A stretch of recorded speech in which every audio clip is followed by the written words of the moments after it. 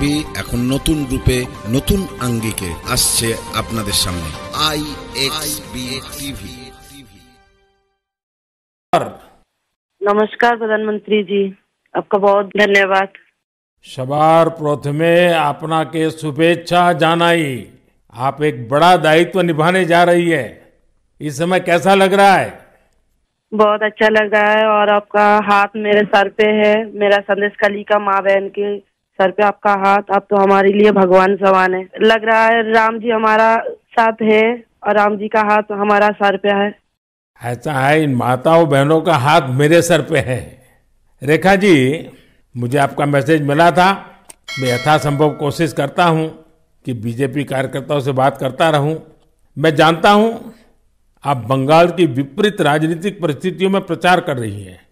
जब आपका नाम घोषित हुआ तो क्या माहौल क्या था, क्या लगा लोगों का? आपको क्या क्या परिस्थितियों का सामना भी करना पड़ता होगा? क्या हो रहा है, मैं जरा पूरा चित्र समझना चाहता हूँ। हमारी साथ जो दुर्घटना घटी थी, हम तो बहुत दुर्भाग्यशाली, हम संदेश कली का माँ बहन नहीं है, पूरा बसीरा लोकसभा का जो माँ बहन है सब एक समान अत्याचारी तो हुई है। और हमारी साथ जो हुई उनकी तो जेल हुई, ईडी की हाथ चला गया और हम चाहती है उनकी सजा मिले। और हाँ, हमारा इधर जो 2011 साल से वोट हम इलेक्शन नहीं दे पाई, हम चाहती है पूरा सुरक्षा के साथ वोट दे पाए।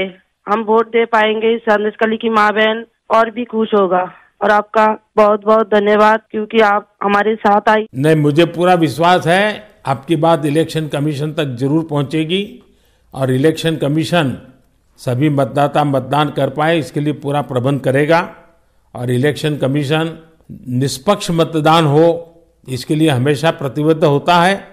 हम भी आशा करेंगे कि इलेक्शन कमीशन आपकी पीड़ा समझे कि आपने 2011 से आपने वोट नहीं दिया है, तो ये बहुत ही दुखद बात है कि बंगाल में किस प्रकार से सरकारों ने व्यवहार किया है। लेकिन रेखा जी, जब ये आपका नाम घोषित हुआ, आपको चुनाव में कैंडिडेट बनाया, वो जब समाचार मिला तो आपके पड़ोस में अड़ोस में और आप जो इतना बड़ी लड़ाई लड़ी हो, सब में क्या मैसेज गया? सबका कैसा रिस्पॉन्स है? सब लोग खुश है। 2-4 टीएमसी की जो माँ बहन थे उन्होंने विरोध किया, उन्होंने अभी मान लिया और उन्होंने भी फिर से हमारी पास मैसेज वीडियो कॉल से मैसेज भेजा।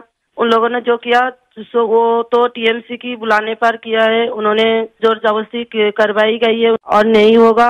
जो किया है उनके लिए उन्होंने माफी मांग रही है। तो हमारे कोई उनका ऊपर कोई दुश्मनी नहीं है क्योंकि वो हमारे माँ बहन, हमारी भाई बाप है।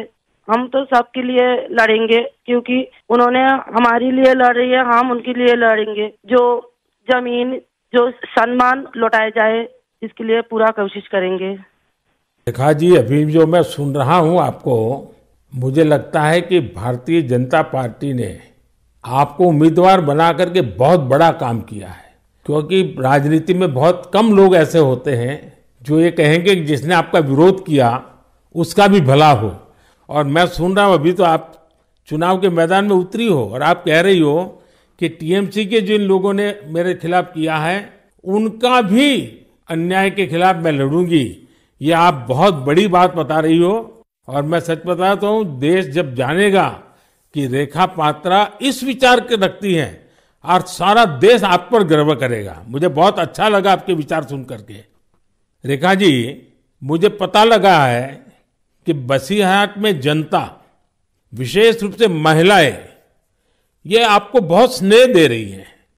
और अब जब चुनाव के मैदान में उतरी हैं तो अब क्या वातावरण है? उनकी घर की बेटी हूँ मैं और उन्होंने मुझे चाहती है, ये सुनकर बहुत खुश हूँ मैं। और इलेक्शन पे उतर के हमें लग रहा है उनका पूरा सपोर्ट मिलेगा मुझे। और उन्होंने जब पूरा सपोर्ट करेंगे तब ना हम उनके लिए और भी कुछ कर पाएंगे। और हम भी गरीब घर की लड़की हूँ, किसी की घर की बेटी बहू हूँ, तो यही बोलूँगा। मेरे पति भी तमिलनाडु, चेन्नई उधर काम करती है। हमारा फैमिली में बहुत बहुत परिश्रम करके उनका हमारा संसार चलती है। तो हम चाहेंगे सबके लिए कुछ ऐसे करेंगे जो बाहर ना जाना पड़े। सबको इधर कंपनी मिले, इधर काम करे और हमारा इधर से बंगाल से बाहर ना जाना पड़े, इसलिए हम पूरा कोशिश करेंगे। आपका ये जो आत्मविश्वास है ना, आप जरूर दिल्ली पहुंचोगी और आप जरूर चुनाव जीत करके आओगी। रेखा जी, संदेश खाली में आपने इतनी बड़ी लड़ाई लड़ी है, आप एक प्रकार से शक्ति स्वरूपा है। आपने इतने ताकतवर लोगों को जेल भेज दिया। आपको अंदाजा है कि आपने कितने बड़े साहस का काम किया है।